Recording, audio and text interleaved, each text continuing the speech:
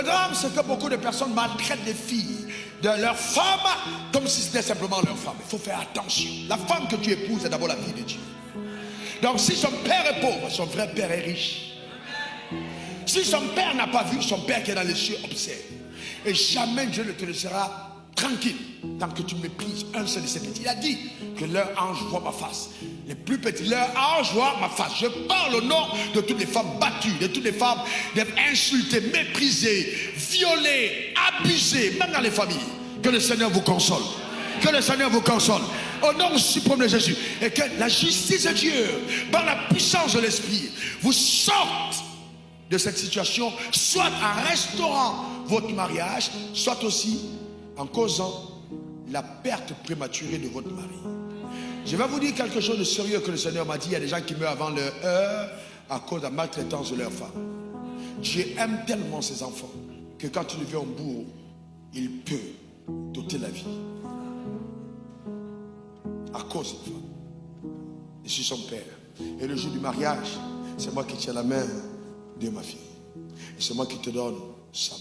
Quand je passe la main, généralement le lien qu'il y a entre le père et la fille, même dans toutes les familles du monde, est un lien très fort. Mais parce que les filles sont attachées à leur père. Donc quand le père lâche la main de la fille, le père, c'est un moment terrible parce qu'elle sort de son autorité pour se placer sous l'autorité de l'homme. Il a les plus grandes frayeurs. Je ne sais pas comment ma fille vivra.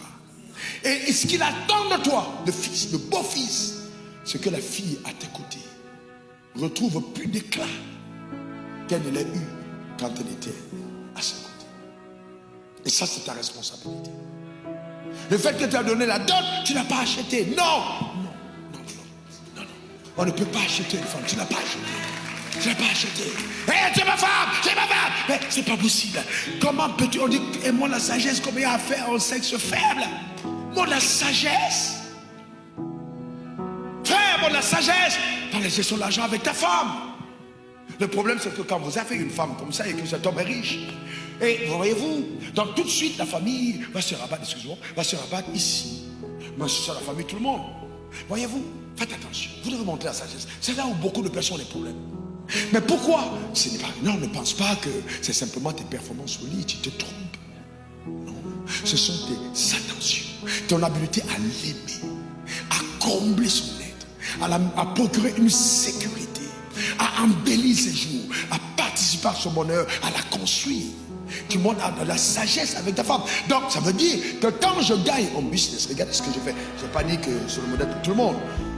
On a un business qui marche. Je dis bon, ok, on a un contrat, on a 20 millions par mois qui viennent dans tel objectif pendant 5 ans. Ok, sur les 20 millions chérie, ok, dans ton budget de souveraineté personnelle, tu as 1 million. Personnel. Le reste c'est pour la famille. Mais ça tu parles personnellement, c'est-à-dire il faut que dans toutes les choses qui entrent, dans tous les petits projets qui entrent, il y a toujours des trucs qu'on coupe et tout. Et puis c'est son budget de souveraineté. Parce qu'elle est première dame. C'est son budget de souveraineté. Donc elle a son budget à elle, qu'elle aient dans sa souveraineté. Maintenant, nous servons Dieu. Et notre argent, une alliance. Moi je viens de l'extrême pauvreté. J'ai dormi ici avec des réfugiés. Donc je viens de loin. Donc cet argent qui vient ne vient pas. Non, c'est vient parce que j'ai fait une alliance. Et elle sait, je lui ai dit, j'ai une alliance avec Dieu. Donc, si je sors 18 millions sur 20 pour mettre dans le royaume, ma femme est heureuse.